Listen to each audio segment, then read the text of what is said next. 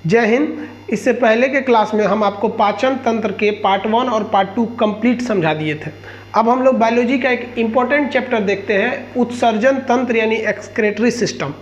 उत्सर्जन किसे कहते हैं? शरीर के अंदर बहुत से फालतू पदार्थ यानी अपशिष्ट पदार्थ रहते हैं, जैसे अनपचा भोजन, पेशाब, पसीना, बलगम, CO2 गैस। ये अनपचे पदार्थ है, ये फालतू पदार्थ है, इन्हें शरीर में निकालना जरूरी है। तो जो अंग इसे निकालते हैं उस अंग को हम उत्सर्जी अंग कहते हैं, और इस निकालने की क्रिया को हम उत्सर्जन कहते हैं। तो शरीर से फालतू चीज़ को निकाल देना क्या कहलाता है? उत्सर्जन। जैसे क्लास में मान लीजिए कोई बहुत बदमाशी कर रहा है इधर उधर, तो हम क्या कहते हैं? खड़ा हो, चल भाग यहाँ से, भगा देते हैं उसको। तो ये कौन सी क्रिया होगी? उत्सर्जन की क्रिया होगी। उत्सर्जन कराया कौन? हम। तो हम हो गए उत्सर्जी अंग, और उसको भगाने की क्रिया हो गई उत्सर्जी क्रिया। और वो जो भाग के गया है क्लास के, वो क्या हो गया? उत्सर्जी पदार्थ। कौन सा पदार्थ? उत्सर्जी पदार्थ। उत्सर्जी पदार्थ जो होते हैं इंग्लिश में हम लोग बाई प्रोडक्ट के नाम से भी जानते हैं। समझ में आ गया?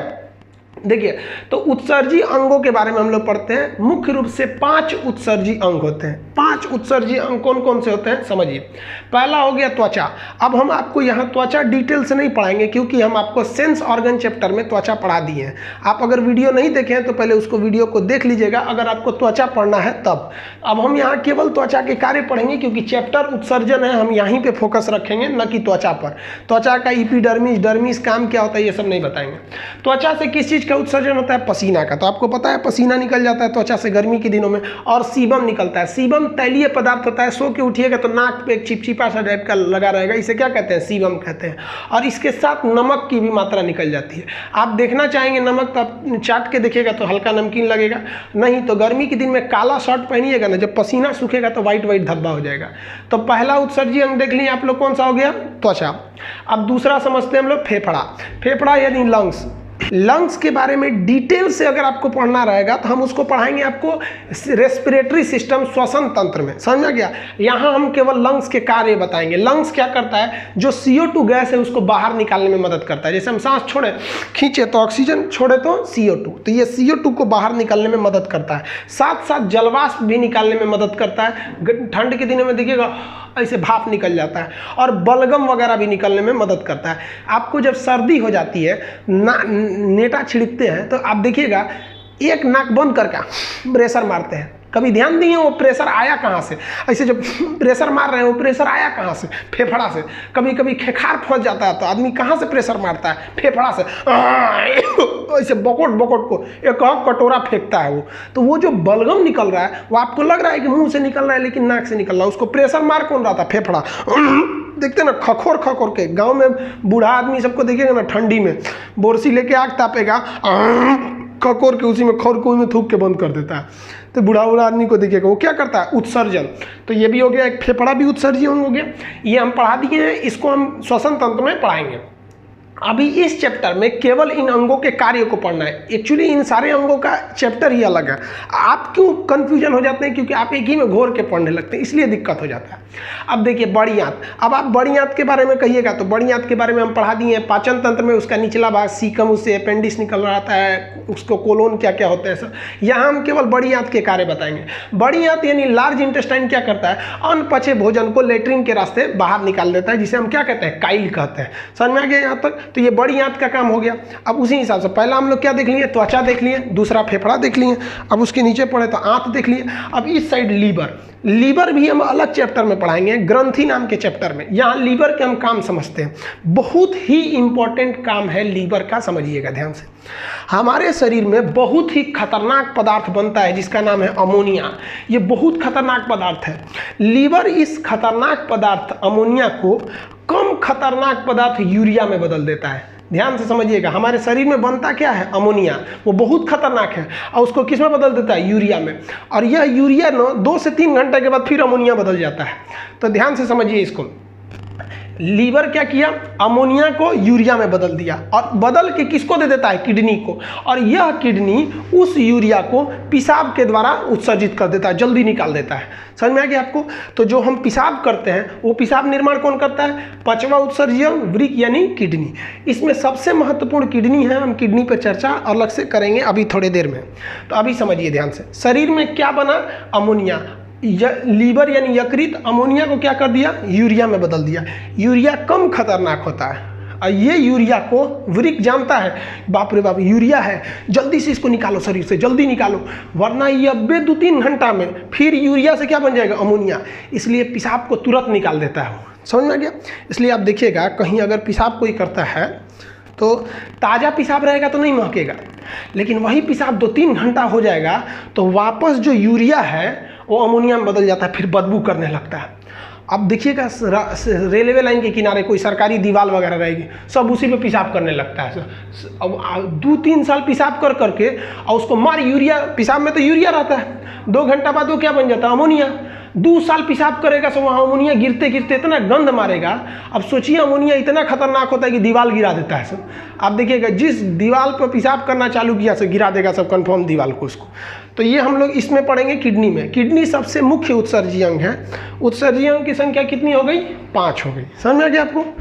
त्वचा समझ गए। फेफड़ा का काम, बड़ी आंत, यकृत क्या करता है, अमोनिया को यूरिया में, किडनी क्या करता है, यूरिया को पेशाब के रास्ते निकाल देता है। कहेगा सबसे मुख्य उत्सर्जी अंग कौन है, तो किडनी है यानी वृक्क। किडनी को हम लोग गुर्दा भी कहते हैं। इसका आप एक स्क्रीनशॉट लीजिए, फिर किडनी के बारे में डिटेल से बताते हैं आपको, क्योंकि मेन आपको पढ़ना अभी किडनी ही है। उत्सर्जन तंत्र के अंतर्गत जो आने वाले 5 प्रकार के उत्सर्जी अंग होते हैं उसमें सबसे महत्वपूर्ण उत्सर्जी अंग जो होता है वो किडनी होता है। तो हम लोग इस चैप्टर में बेसिकली फोकस करेंगे किडनी के ऊपर। देखिए किडनी की संख्या 2 होती है। इनका आकार सेम के बीज के समान होता है। आप सेम खाए होंगे, उसके आकार के समान होता है। किडनी का ऊपर एक छोटी सी ग्रंथि यानी थैली लगी रहती है जिसे अधिवृक्क या एड्रिनल ग्लैंड कहते हैं। ये ग्रंथि नाम के चैप्टर में पढ़ना है। किडनी की संख्या कितनी होती है, 2। दाहिना किडनी लीवर के दबाव के कारण थोड़ा सा नीचे आ जाता है और ये बायां किडनी हो गया। ठीक है, तो ये हो गया किडनी। किडनी को हिंदी में क्या कहते हैं, वृक्क या गुर्दा। किडनी से जो नसें निकलती हैं उसे हम मूत्रवाहिनी कहते हैं। ये इसे हम लोग यूरेटर के नाम से भी जानते हैं। ऐसा नहीं ना है कि किडनी ऐसे यूरिन बना रहा है और निकलते रह रहा है, वो कहीं ना कहीं जाके स्टोर रहता है। तो वो स्टोर जो रहता है वो ब्लैडर में रहता है, मूत्राशय में रहता है, इसी में स्टोर रहता है। ये लगभग आधा लीटर स्टोर कर सकता है। और उसके बाद जो मूत्र मार्ग होता है जहाँ से पेशाब बाहर निकलता है उसे यूरेथ्रा कहा जाता है। तो ये हो गया किडनी। किडनी से जो नस निकलती है उसे क्या कहते हैं, यूरेटर। जमा रहता है ब्लैडर और जहाँ से निकल जाता है उसे क्या कहते हैं, यूरेथ्रा। तो ये बाहर से किडनी का इमेज हो गया। अब हम किडनी को इंटरनल इमेज के हिसाब से समझते हैं। देखिए किडनी का जो बाहरी परत होता है जिसको हम रेड कलर से कर दिए उसे हम कार्टेक्स कहते हैं, ध्यान से समझिएगा। और किडनी का ये जो अंदर वाला परत है, किडनी के आंतरिक भाग को हम मेडुला कहते हैं। इसको याद रखिएगा, बाहरी भाग कार्टेक्स, अंदर का भाग मेडुला। अब याद करने का तरीका कैसे है, म से मेडुला, म से मिडिल, तो मिडिल यानी अंदर का भाग क्या हो गया, मेडुला।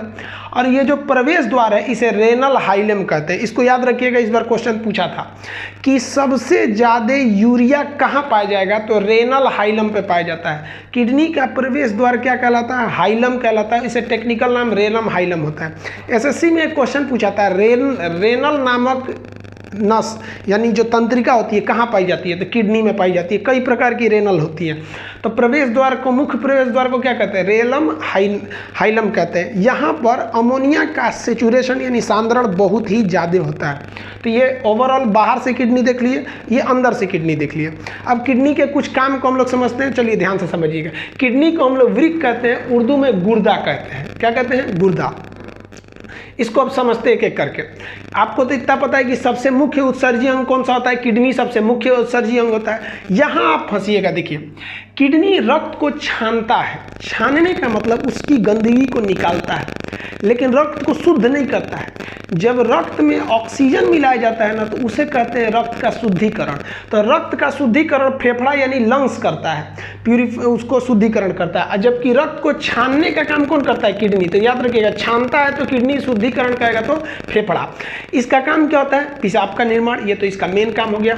एसिड और बेस की मात्रा को नियंत्रित करता है। ये कई बार क्वेश्चन पूछा है, हमारे शरीर में पीएच वैल्यू को नियंत्रित करना। अब आप बताइए, एसिड और बेस को अगर हम कह सकते हैं तो एसिड और बेस को हम ब्रैकेट में ये भी तो कह सकते हैं पीएच को नियंत्रित करता है, क्योंकि एसिड का पीएच 7 से कम होता है, बेस का पीएच 7 से ज़्यादा होता है। तो आप ऐसा नहीं कि क्वेश्चन कहीं घुमा दे तो आप कंफ्यूज हो जाए, सर बताए थे एसिड बेस, यहाँ पूछ रहा है पीएच। थोड़ा प्रेजेंस ऑफ माइंड भी रखे रहिएगा। तो एसिड और बेस यानी पीएच को नियंत्रित करता है और जहर को निष्क्रिय कर देता है। यहाँ ये क्वेश्चन आप एक बार फिर फंसिएगा। यहाँ पर देखिए, जहर, हल्का फुल्का जहर रहेगा ना तो किडनी उसको मार के खत्म कर देता है। क्वेश्चन पूछता है किसी व्यक्ति को भोजन में जहर देके यदि मार दिया गया है तो किस अंग द्वारा पता चलेगा? लड़का तुरंत मार देता है किडनी। अरे भाई किडनी से कहाँ पता चलेगा, किडनियाँ तो उसको निष्क्रिय कर देता है, जबकि जहर किडनी से पहले लीवर में पहुँच जाता है, लीवर खराब हो जाता है। तो किसी व्यक्ति को जहर देकर मारे हैं तो इसका पता कैसे चलेगा? उसके लीवर को जाँच करके, न कि किडनी जाँच करके। याद रखिएगा, समझ में आ गया कि नहीं?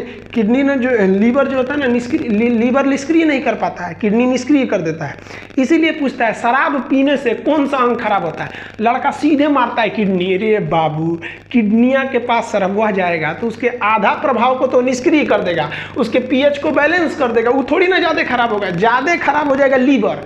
ये अलग बात है कि किडनी भी डैमेज होगा, लेकिन पहले खराब हो जाएगा लीवर। तो दोनों में क्वेश्चन में मत फंसिएगा। कहेगा जहर दे के मारेंगे तो कैसे पता चलेगा? लीवर। शराब पीने से क्या खराब होगा? लीवर। किडनी भी होता है, लेकिन पहले कौन खराब हो जाता है? लीवर। समझ आ गया?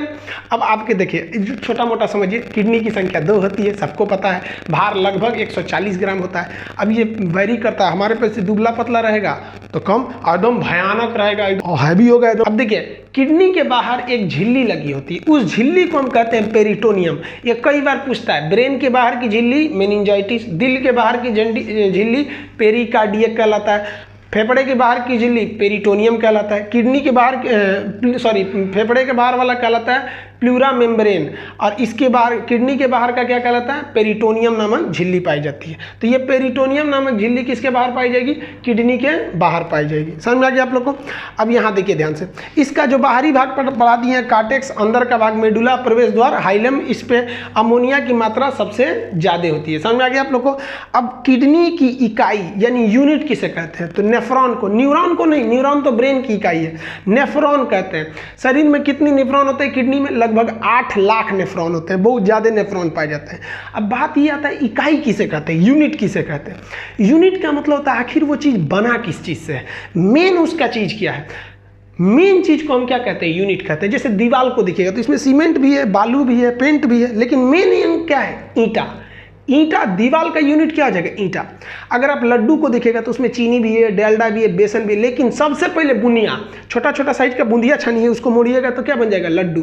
तो लड्डू का यूनिट बुनिया, दीवार का यूनिट ईंट। उसी तरह किडनी किसका बना है? मुख्य अंग कौन सा है? नेफ्रॉन। कितने नेफ्रॉन होते हैं? 8 लाख नेफ्रॉन होते हैं। समझ में आ गया आप लोग को? अब हम समझते हैं नेफ्रॉन के बारे में डिटेल से, नेफ्रॉन क्या होता है। जब तक आप इसका एक स्क्रीनशॉट ले लीजिए। देखिए, किडनी की जो इकाई होती है वो होती है नेफ्रॉन, और इसी कारण किडनी के अध्ययन करने वाले डॉक्टर को नेफ्रोलॉजिस्ट, और इसका अध्ययन नेफ्रोलॉजी कहलाता है। अब हम समझते हैं नेफ्रॉन का स्ट्रक्चर कैसा होता है। तो इसकी तो संख्या 8 लाख होती है। अब सोचिए, इतने बड़े किडनी में अगर 8 लाख नेफ्रॉन है तो बताइए उस कितने छोटे होंगे। तो इसको जब जूम करके देखा गया तब पाया गया कि इसकी संरचना कुछ इस तरह से है। इसका जो शुरुआती भाग जो होता है ना, गुच्छा समान होता है, जिसे हम लोग ग्लोमेरुलस कहते हैं। ये गुच्छा समान हो गया ग्लोमेरुलस। अब उसके आगे जो होता है ना, ये गोल संरचना, इसे हम बोमेन कैप्सूल या बोमेन संपुट कहते हैं। याद रखिएगा, ये क्वेश्चन पूछा हुआ है। बोमेन संपुट कहाँ पाया जाता है? नेफ्रॉन पे। और ये पूरा का पूरा भाग क्या है? नेफ्रॉन। नेफ्रॉन यहाँ से लेकर पूरा यहाँ तक है, ठीक है। अब एक एक को हम लोग समझते हैं कैसे कैसे क्या काम होता है। सबसे पहला ग्लोमेरुलस का काम समझते हैं। ग्लोमेरुलस अल्ट्रा फिल्ट्रेशन यानी निस्पंदन करता है। निस्पंदन के द्वारा क्या करता है? जितना भी ब्लड इसमें आता है, उस ब्लड में से जितने भी कण होते हैं, पार्टिकल्स, उनको रख लेता है, सबको रख लेता है, अशुद्ध ब्लड को भेज देता है। तो देखिए, रक्त के कणों को छानता है और शुद्ध रक्त को वापस भेज देता है। इस ससुरा लोल है, छानते के टाइम पे ये छान देता है, अच्छको चीज हुआ, विटामिन, न्यूट्रिशन सबको छान देता है। चल चल चल, ब्लड में क्या कर रहा है? भागो भागो भागो, ब्लड उधर जाओ उधर जाओ, अच्छको चीज हुआ छान देता है लोल, ये ग्लोमेरुलस। तब उसके पीछे कौन है? बोमेन कैप्सूल, यानी कौन है? बोमेन। ये बोमेन कहता है कि रे बकलोलवा कहीं का, तू अच्छको चीज हुआ छान दिया। तो ये क्या कहेगा कि जो उसमें आवश्यक पदार्थ थे उनका रीएब्जॉर्प्शन कर देगा, पुनः अवशोषण कर देगा। कौन करता है? बोमेन संपुट।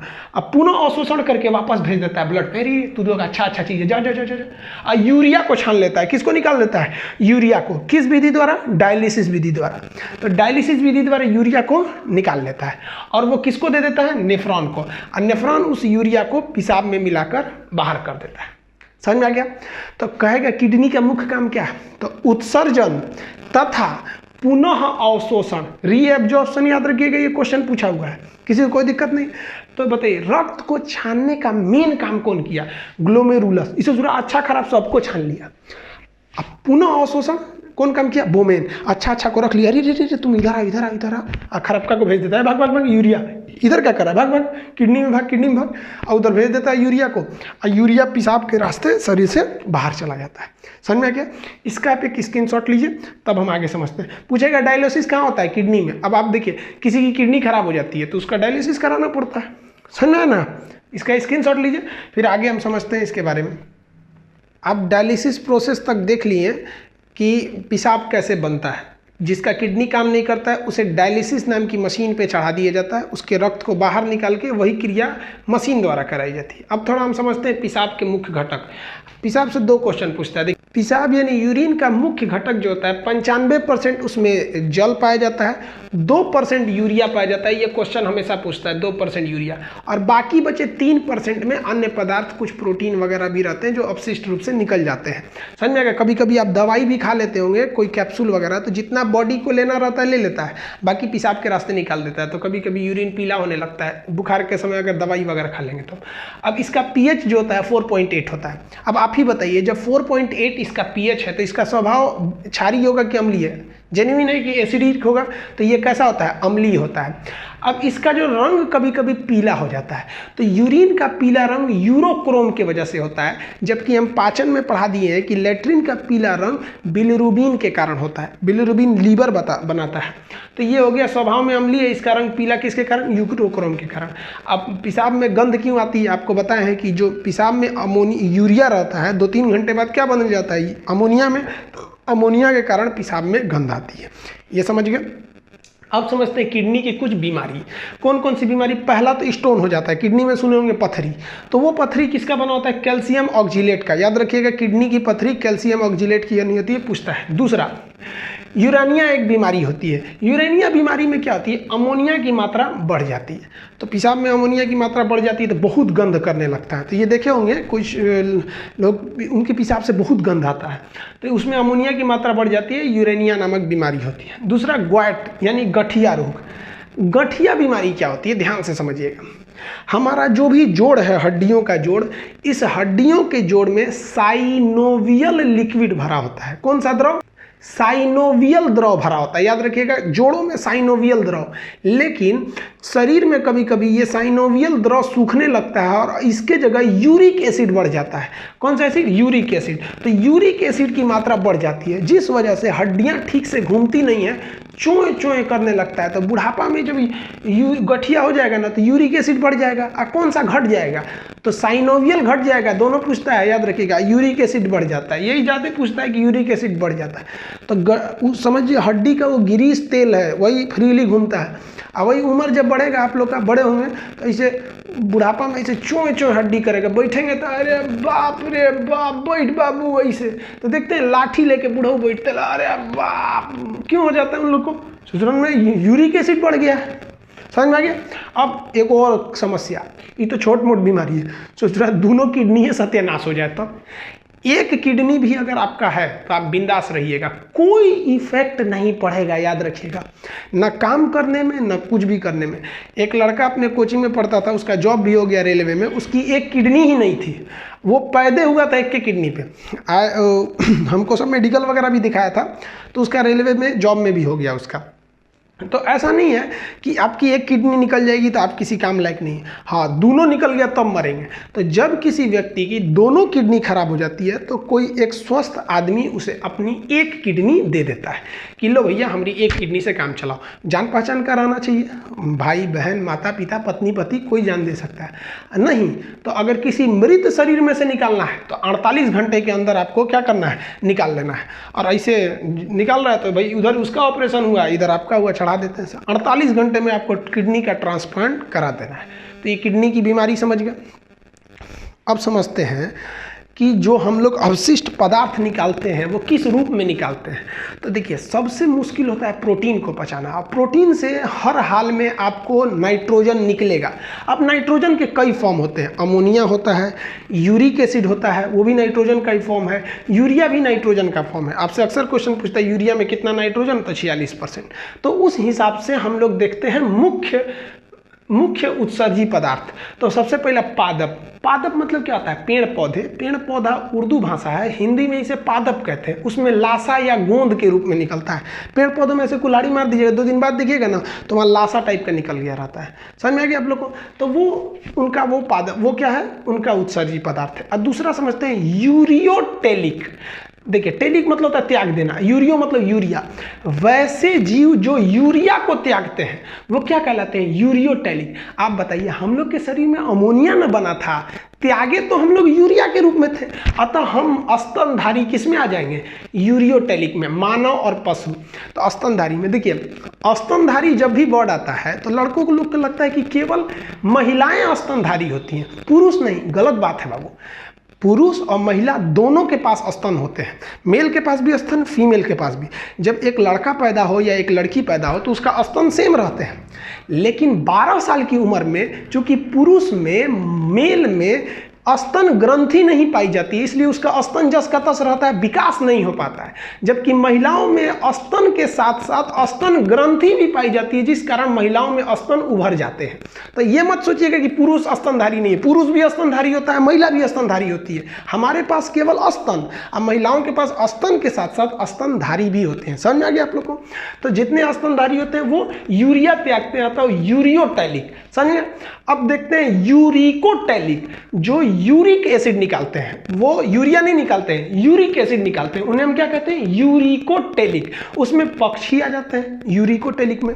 और कौन आते हैं, सरीसृप। सरीसृप में रेंगने वाले में आपका छिपकली, गिरगिट, सांप इत्यादि आ जाते हैं। समझ में आ गया। अब चौथा समझिए, एमोनोटोलिक। एमोनोटोलिक मतलब त्याग देना, एमोनो मतलब अमोनिया। वैसे जीव जो अमोनिया को त्यागते हैं उन्हें हम क्या कहते हैं, एमोनोटेलिक। इसमें मछली आती है और कीट आते हैं, ये अमोनिया के लिए होता है। समझ आ गया आप लोग को। किसी को कोई दिक्कत नहीं, मछली अमोनिया के रूप में देते हैं। अगला देखते हैं, ये देखिए ग्वानोटेलिक। ग्वानोटेलिक किसे कहते हैं, टेलिक मतलब त्याग देना, ग्वानो मतलब ग्वानीन। वैसे जीव जो ग्वानीन चीज को उत्सर्जी यानी फालतू पदार्थ के रूप में फेंकते हैं, इसमें केवल मकड़ी आती है। समझ आ गया। ये आपका बायोलॉजी का एक इंपॉर्टेंट चैप्टर था जिसका नाम था आपका उत्सर्जन यानी एक्सक्रेशन। समझ आ गया। बहुत साउंड क्वालिटी की आप लोग कमेंट कर रहे थे, हम कोशिश कर रहे हैं उसको सुधारने के लिए। देखिए ये माइक दूसरा लाएं, लॉकडाउन में जल्दी मिल नहीं रहा है कोई चीज़, और हम खुद ही सब कुछ करते हैं अभी लॉकडाउन की वजह से। कुछ समझ में नहीं आता है कैसे किया जाए। हम देखिए अपने से खुद से हम एडिट वगैरह कर रहे हैं। अभी सारे स्टाफ लोग अपने अपने घर पे है लॉकडाउन की वजह से, और हमको उतना अच्छा से आ नहीं रहा है, इसलिए थोड़ा साउंड का प्रॉब्लम हो सकता है, लाइटिंग की प्रॉब्लम हो सकती है। देखिए हम खुद से लाइट वगैरह अपना जैसे हो रहा है उसी हिसाब से हम एडजस्ट कर रहे हैं। तो एक्चुअली हम खुद से इसको स्टूडियो बनाए हैं, तो थोड़ा आपको प्रॉब्लम हो रहा है, हम समझ रहे हैं। और जिन लोगों को ज़्यादा ये लिखावट में प्रॉब्लम हो रहा है, तो बहुत से लड़के यूट्यूब को भी अच्छा से नहीं चला पाते हैं, तो उनको लिए जब वीडियो आप देखा कीजिए तो आप देखिएगा वीडियो की इस कोना पे अगर टच करेंगे तो 3 पॉइंट दिखते हैं। उसको टच करेंगे ना तो इसमें एक ऑप्शन खुल जाता है, उसमें लिखा रहता है क्वालिटी। उसमें सबसे हाई क्वालिटी कर दीजिएगा तो थोड़ा क्लियर दिखने लगेगा। समझ में आ गया। इसका स्क्रीनशॉट लीजिए। जय हिंद। आगे हम समझेंगे दूसरे वीडियो में।